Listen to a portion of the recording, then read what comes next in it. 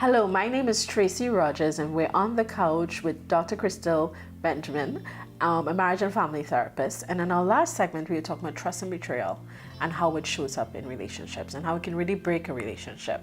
And in this segment, we want to focus on rewriting the story. I want to ask you first, why rewriting the story? Why that phrase? Yes, that phrase actually comes from narrative therapy. So it's just an approach to looking at things. So you can language it however you feel comfortable, but in terms of rewriting your story, it's quite common amongst persons who are thinking that, your story, it's really based on how you tell it. It's the same story, but the perspective that you look at. And for creatives, they may really latch on to that type of analogy. So rewriting your story, as I mentioned, your story is your story. But it's really how you tell it. And how you tell it is based on the emotion surrounding the event and how much work you have done. So, for example, if you've been traumatized by maybe a family member, your father wasn't around or your mother wasn't around, the way that you tell your story can really share or demonstrate if you've worked on it, if you're able to see the strengths and the positives from it, or if you're still in that seeing the negatives of how it has negatively impacted you. So when you use the lens of narrative therapy, which I love, and so narrative therapy, you talked about sometimes we get stuck because we have a problem-saturated story. A story is just about the problem. Yes. And we live in and through the stories we tell and imagine about ourselves. So sometimes we're not living in reality, but we're living in a narrative. That thing in your head, because as human beings, and I've talked about this in other segments, that your brain actually rewards you with a little bit of dopamine anytime you complete a loop. Anytime you say, oh, beginning, middle, end. And your brain doesn't really care about if that story is accurate. It cares about completing the loop. So that's a little bit about joining narrative therapy and thinking about that from a neuroscience perspective as well. So we have this problem-saturated story. Think about saturation. It's just bleeding the problem. Yes. He or she, they were unfaithful. You lied. You broke my trust. That is the problem. Yes. And you keep retelling the story from that lens, not recognizing there's probably another lens to look at the story from, in terms of what you've learned, in terms of human behavior, what you've learned about yourself. What are some of the differences or things that you could have done differently, etc.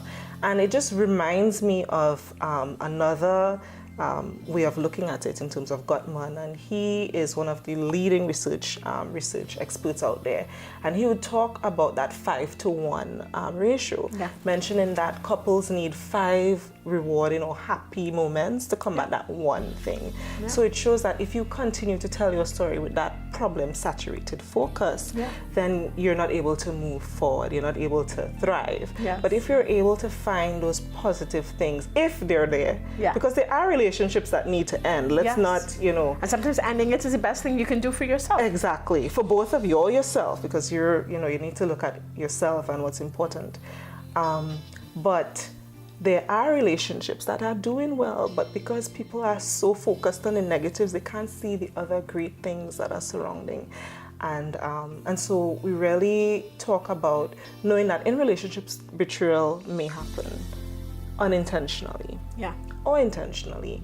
And if you and your partner decide, hey, I want to move forward and I want to make this work, we encourage you to rewrite that story. You have to release the story. So that whole thing, and we know that, I remember a writer reading once that for every argument, you need to have like 5 intimate moments just for your brain to register what it got from that disturbing movement. Just for it to register it in comparison to what it got from the goodness. So there was infidelity. We've talked about, I have decided I'm staying in this relationship and making it work. But when I keep telling that story, I'm living in that spot. My brain is there. And our brain is connected to our body. So I've said, we're moving on, but every 5 minutes, what she wears, and you was with so-and-so. Comes up. Look how you walk out of your shoes and you was with so-and-so. But you have made a decision to stay. So if you've made a decision to stay, then you need to make a decision to work. And let go of that story. Yes, and how do you and your partner work with each other to make that happen? And that's where the work is. So let's give our audience, what are the 3 things you need to do to get ready to rewrite your story? Yes, that's there are 3 things. There's one, you need to be aware of what your story is.